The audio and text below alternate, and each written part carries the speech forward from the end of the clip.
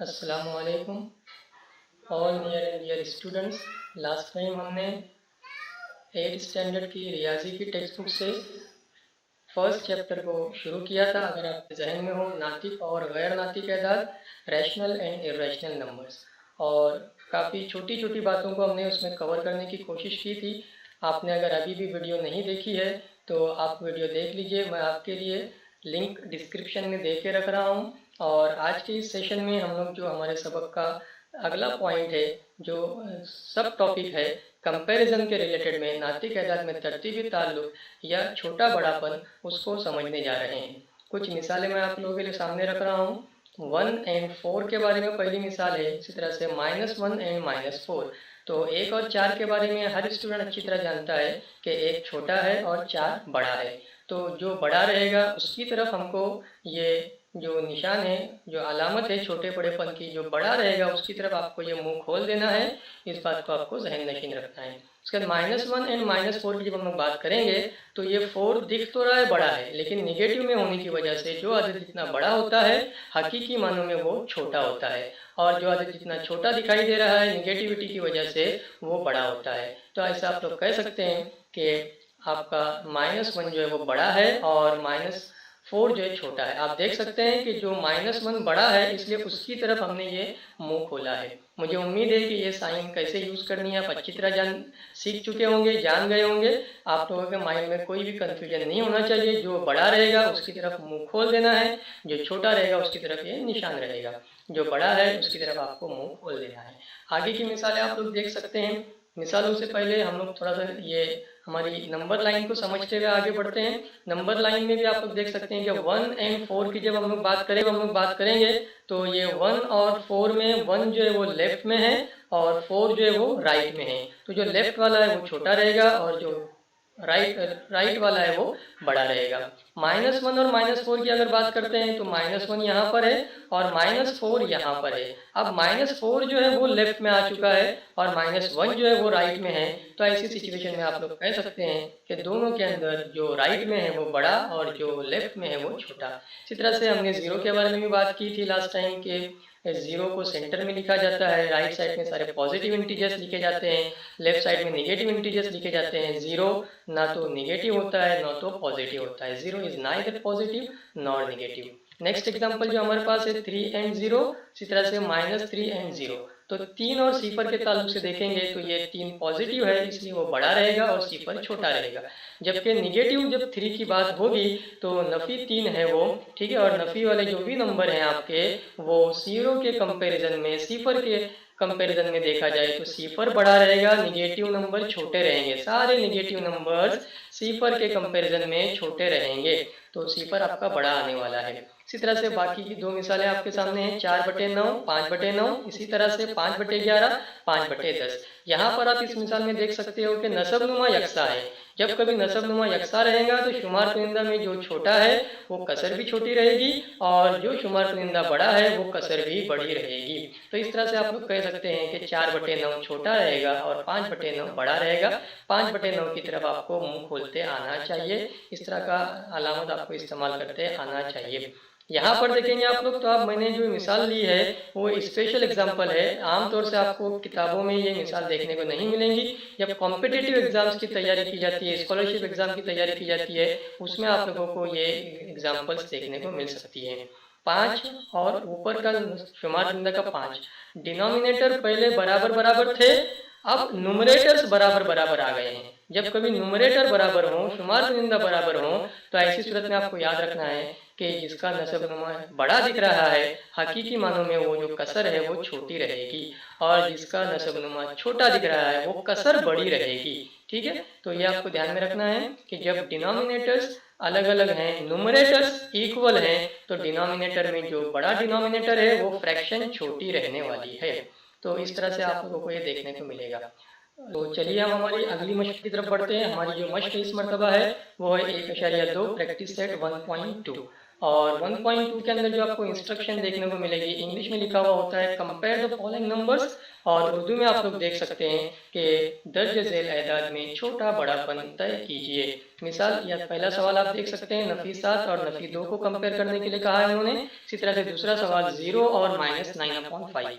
तो अभी हमने बात की थी कि निगेटिव में जो आदद जितना बड़ा दिखाई देता है, हकीकी मानों में वो छोटा होता है। तो यहाँ पर आपका जो नफी 7 है वो छोटा रहने वाला है, नफी 2 जो है वो बड़ा रहने वाला है। तो नफी 2 की तरफ आपको मुंह खोलते आना चाहिए। ठीक है, इसी तरह से यहाँ पर देखेंगे तो 0 है और एक निगेटिव नंबर है -9/5। अभी हमने बात की थी कि निगेटिव नंबर लेफ्ट में होते हैं, 0 सेंटर में होता है। तो जितने भी निगेटिव नंबर है वो 0 के कंपैरिजन में छोटे रहते हैं। 0 आपका बड़ा होने वाला है और -9/5 आपका छोटा होने वाला है। तो इस तरह से आपको ये देखने को मिलेगा। अगला सवाल नंबर 3 आपका है 8/7 सिफर। इसी तरह से 4 चौथा सवाल जो है नफी 5/4 और 1/4। तो यहाँ पर ये पॉजिटिव नंबर है और ये 0 है। पॉजिटिव नंबर हमेशा बड़ा रहेगा, सिफर आपका छोटा रहेगा। इसी तरह से चौथे सवाल में भी आप देखेंगे तो एक निगेटिव नंबर है और एक पॉजिटिव नंबर है। तो निगेटिव नंबर हमेशा छोटा रहेगा पॉजिटिव के कंपैरिजन में। आप ये भी कह सकते हो कि ये ईमानदारी का मामला है और ये नेगेटिविटी है आपका, ये बेईमानी का मामला है। तो ईमानदारी यानी पॉजिटिविटी हमेशा बड़ी होती है, बेईमानी यानी नेगेटिविटी छोटी रहेगी। तो आप अपने अंदर ईमानदारी पैदा कीजिए, पॉजिटिविटी लाइए, इंशाल्लाह आपका काफ़ी फायदा होगा।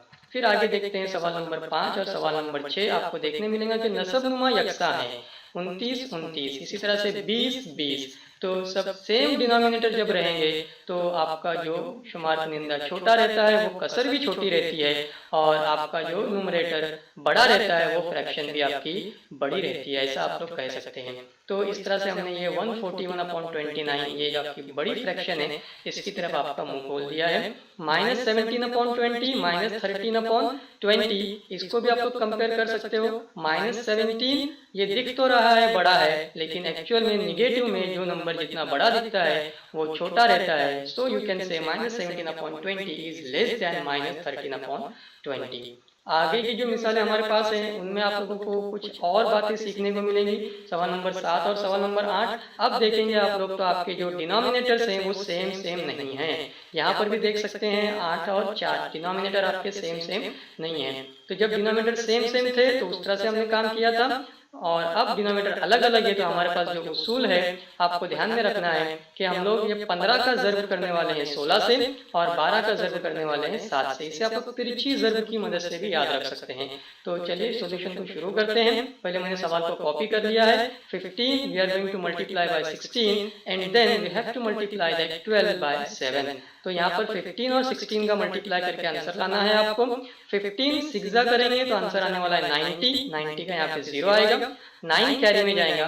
15 1 ज़ा 15 और वो 9 कैरी का ऐड करेंगे तो आंसर बनेगा 240। तो आप लोग चाहें तो रफ में भी कर सकते हैं। 15 का मल्टीप्लाई 16 से करेंगे तो हमारा जवाब आएगा 240 और 12 साते जवाब आता है आपका 84। अब आप देखेंगे दोनों में तो 240 ये बड़ा है और 84 जो छोटा है। So you can say since 240 is greater than 84 and उसके बाद आप लोगों को जो सवाल में दिया हुआ कसर का हिस्सा था, जो सवाल दिया हुआ था, उसको कॉपी करना है और यहाँ की जो अलामत है वो वहाँ पे लगा देना है।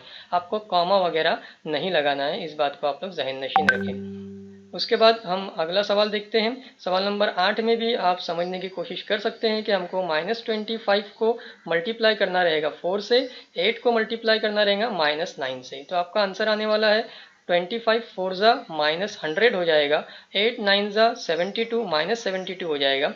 -100 जो आपका है वो आपको याद रखना है कि वो दिख तो रहा है बड़ा, लेकिन निगेटिव में होने की वजह से वो हकीकी मानों में छोटा रहेगा। सो -100 इज लेस देन -72 और इस तरह से आप लोग कह सकते हैं कि -25/8 इज लेस देन -9/4। तो इस तरह से आपका ये सवाल नंबर 8 मुकम्मल होता है।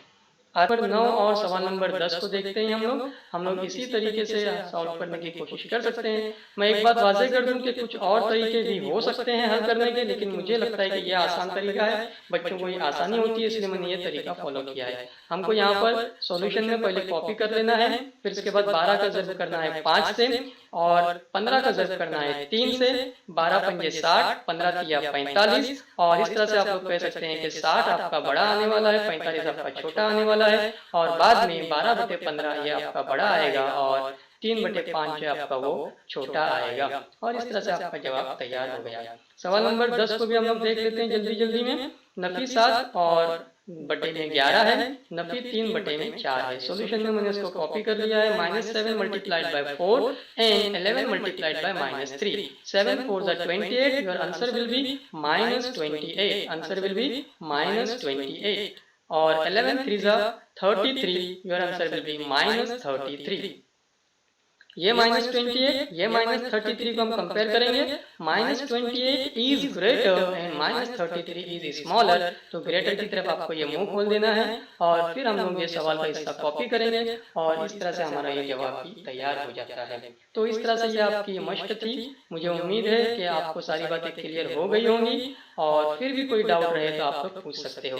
आप तमाम स्टूडेंट्स का, असातिज़ा का, टीचर्स का बहुत बहुत शुक्रिया, थैंक यू। और अभी भी अगर आप लोगों ने चैनल सब्सक्राइब नहीं किया है तो सब्सक्राइब कीजिए।